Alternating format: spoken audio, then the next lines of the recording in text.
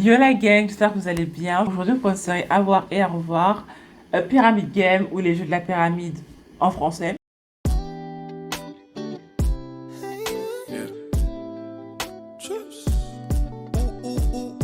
La série m'a attendu, même tout à l'heure, je regardais juste un extrait pour me remémorer tout ça. Elle m'a tendu en quelques secondes, je vous le dis. On est sur un K-drama.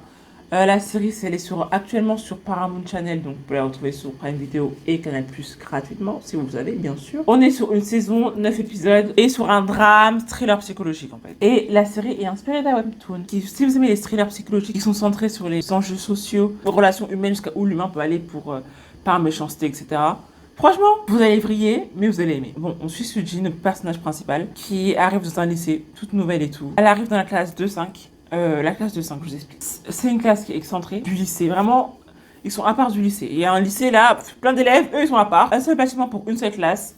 Ils mangent tout seuls à la cantine. Ils sont vraiment que dans leur monde, genre ils sont leurs profs, etc. Même durant la récréation, ils sont vraiment qu'entre eux. Et en fait, dans cette fameuse classe, il y a le jeu de la pyramide. Et en fait, le jeu de la pyramide, il s'avère que les élèves sont évalués par voie populaire. Mais seulement entre les élèves de la classe, forcément. Il y a un rang de A à F. Le rang F, c'est le pire de tout. Pendant un mois, parce que le vote, c'est tous les 1 mois. Pendant un mois, souffre-douleur, en fait. C'est vraiment des victimes légitimes. Vraiment, on a le droit de faire tout ce qu'on souhaite de vous, en fait.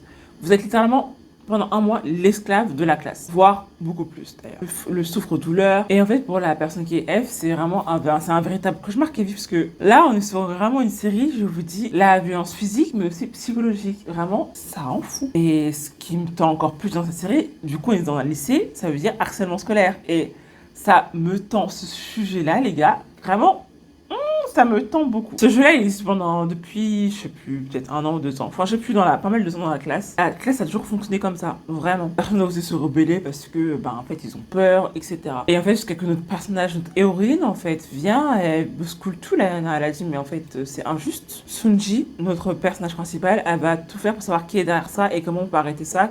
Comment quoi. Bon, ça serait aussi facile que ça. Depuis longtemps, quelqu'un serait peut-être rebellé et aurait fait le nécessaire, mais en fait, ça va beaucoup plus loin que ça. Ça va même hors classe parce que du coup, on part sur une question de hiérarchie, en fait, finalement. C'est une question de hiérarchie, en fait. De A à F, c'est vraiment, littéralement, la société. Il n'y a pas plus clair que ça. Surtout la société coréenne. Ça va aussi hors de la classe, hors du lycée. Ça touche aussi les parents. Et en fait, c'est tout bête mais simple en fait. Le AAS, c'est le rang social des élèves. Et forcément, plus ton rang est haut, plus ton parent est puissant. Ah ouais, franchement, c'est bourbé total. Si un élève essaie de se rebeller, en fait, les parents sont derrière en fait. Mais qu'est-ce que tu fais? Pourquoi tu fais ça? Ça impacte moi aussi, etc. Vraiment, c'est trop. Cette série, vraiment horrible. On est vraiment sur la pression sociale et vraiment un jeu malsain, en fait, un jeu de pouvoir, en fait. Je vous dis, la série, elle vous tend. Je vous la conseille. La série, elle tend de fou. Seong ou Sunchi, en fait. Bref. Vraiment, c'est la personnage principale, là. Elle doit se faire justice elle-même, enfin, avec des alliés vraiment très bancals. Parce que les gens ont peur. Et vous savez, quand les gens, ils ont peur, mais en fait, il suffit que quelqu'un de assez puissant vous donne un peu de pouvoir, ça y est, vous vrillez. Comme je dis, en fait, finalement, elle se retrouve qu'elle est presque seule.